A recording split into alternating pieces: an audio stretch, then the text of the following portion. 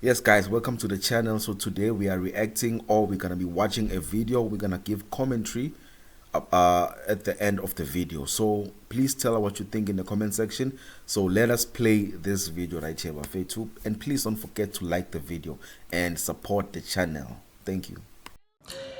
Laphayana ke Msinge eMabomvini esigodini saseNhlonga kunalendlu ke yakhiwa umasipala ke lendlu wayekhele inkosazana yamanzi okuyi-mermaid ngesicelo kusapha umphakathi.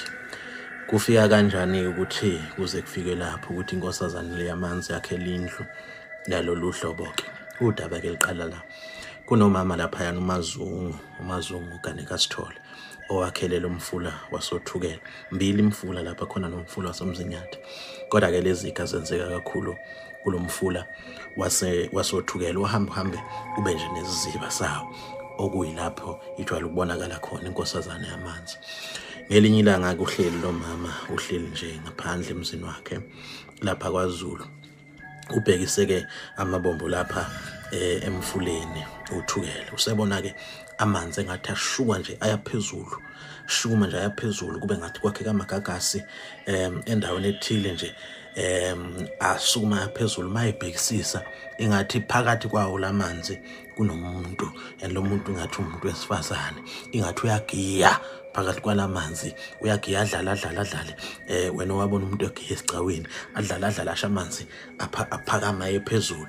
Awu amangale kakhulu ke lo mama athukome abiza abanye bethe bazombukisa abize nje iqala umnawabo aye ababegane nabo kulomuzi yena ke wayegana umfowabo kamyeni wakhe ngikhuluma ke ngumfowabo kaMazungu babeganile la kaSithole abize ke nje umnawabo athi hayi ake uzongibonisa nakho sekwenzeka futhi lokhu engathi ke bake bakubona futhi phambili.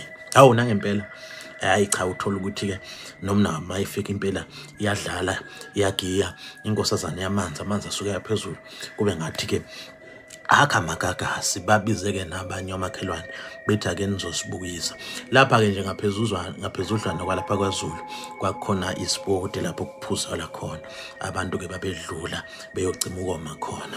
Hayi ke bathi besabuka kanjalo bese kuthi nje ukucweba kancane kanti kuzodlula ezinye insizwe ezimbili mangithi ke insizwa ngisho baba impela abanemizi yabo ababeganiwe beyocisha ukoma nabo lapha yana ekunesport khona laba ke bobabili udladla ubaba udladla kanye nobaba uChocho cha hayi ke bechezuke bezobona nabo lento eshiwe ilamakhosikazi hayi cha bethi ayasibona lutho thina ninamanga nisengeyimithio amampunga kukho lutho lapha emfuleni kodwa ke sizoniprovela lokho ukuze siniqedele amanga sizoya lapha emfuleni siyongena khona ukuze sinitshengise nje ukuthi akunalutho lapha yena emfuleni base bethi ke labo mama noMazungu cha vele nathi bese soya siyokokha amanzi ngoba naye bawakha amanzi khona lapha emfuleni. Hawu cha behleke bonke cha behambe phambili ke udladla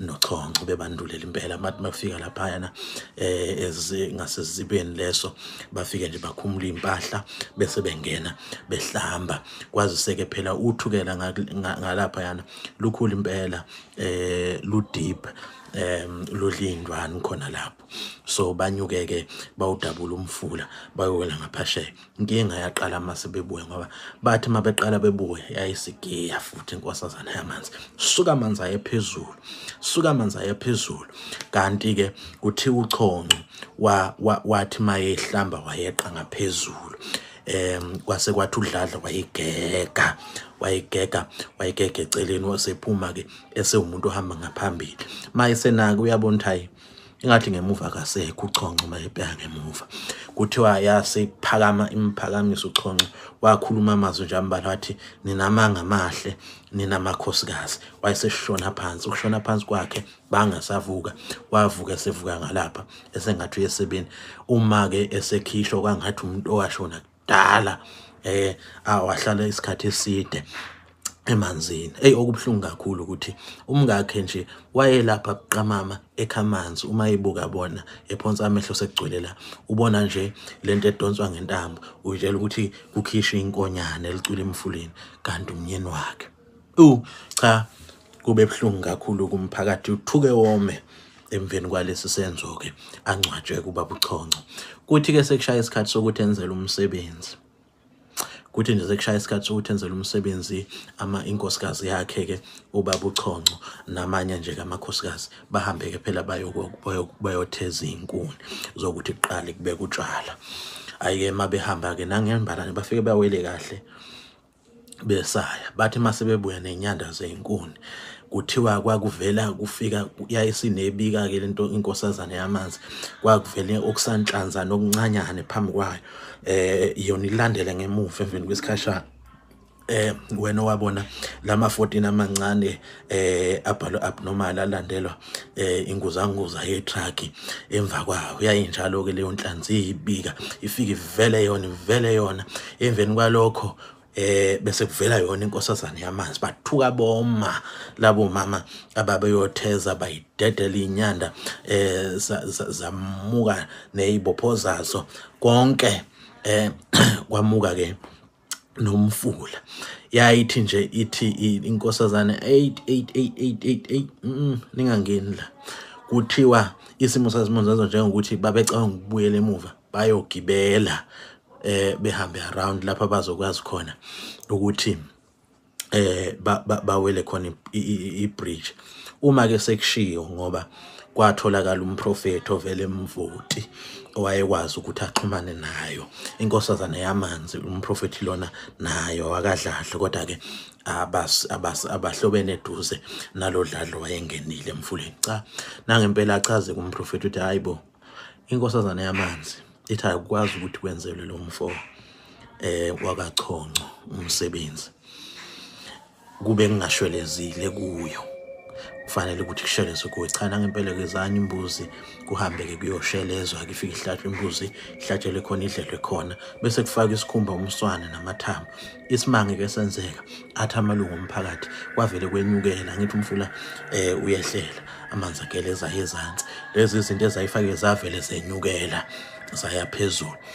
Uthi kumprofeti udladla wasemvoti cha yathi nje inkosazana yamanzi ayamukelanga le ngoba nina niyenza inja nifakela amathambo inyama edliwe yini kwadinga ukuthi kuqalwe phansi kuhlatshwe enye imbuzi eyavele yashiywa nje khona ebusuku kwasekuseni ngekho. Umprofeti waseconfirm ukuthi cha inkosazana yamanzi le isamukelile ke isicelo senu. Kuningi ke okwekwenziwa njengokuthi inkosazana yamanzi isike yenzelwa ngisho umemulo lapha yana enhlonga yenzelwe nje umemulo yasifaka isicelo samukeleka yenzelwa umemulo yayisithi icela ukuthi yakhele indlu ezokuthi ke uma iphuma ingene kuyona uma iphuma kulesi sizimo ingene kuyona.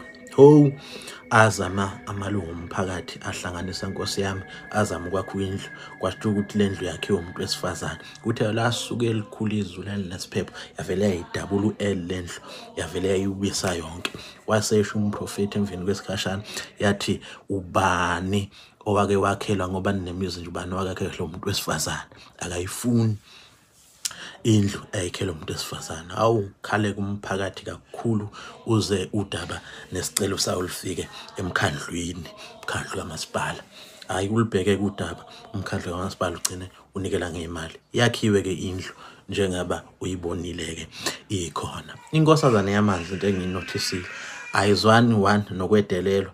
Number 2 ayizwani nabantu abangamanuku njengokuba yakubeka yacaca ukuthi kule mizi eyakhela uthukela ayifuni umuzi ozoqala amaphepha nje kungaqoqi ifuna kushayela igceke kahle ukuze nayo mayiphuma ikwazi ukuhamba kahle ayifuni lokho iphazamisa ikilo amaphepha funeke uma ukuthi nidlahle udotini ushise noma nokulahle ngendlela ekahle ecocekile ayifuni ukuthi nibe izinyemfu inkosazana yamanzi futhi ayifuni ukuthi nichithe izinto emfuleni njengoba maniwasha nje masuwashe ngamanzi asenensipho chitha kwenye indawo ungabusachitha kuningi okubala amalungu omphakathi but ngeke ngathatha nje lokho kumbala. Yes guys, and remember we've explored only a fraction of the ocean with so much still unexplored.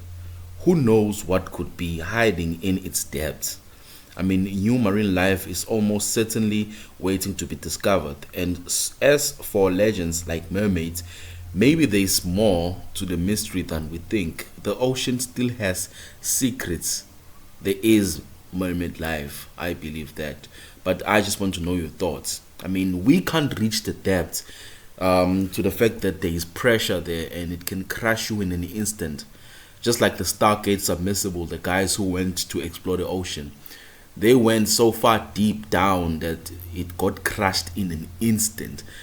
In an instant, I mean that it's said that they couldn't even feel the pain the way they died. They died so quick that it said that they have not felt the sensation of pain or the pain of dying and whatnot. That's how quick they actually died with the pressure, and it can crush your whole body the way it is down there. So it's hard to explore because down there is no light, it's dark, you see, and the pressure and whatnot. But who knows what's down there, Buffett. But nonetheless, Buffett, to please leave us a comment and then like this video for supporting the channel. Thank you all for watching till this far.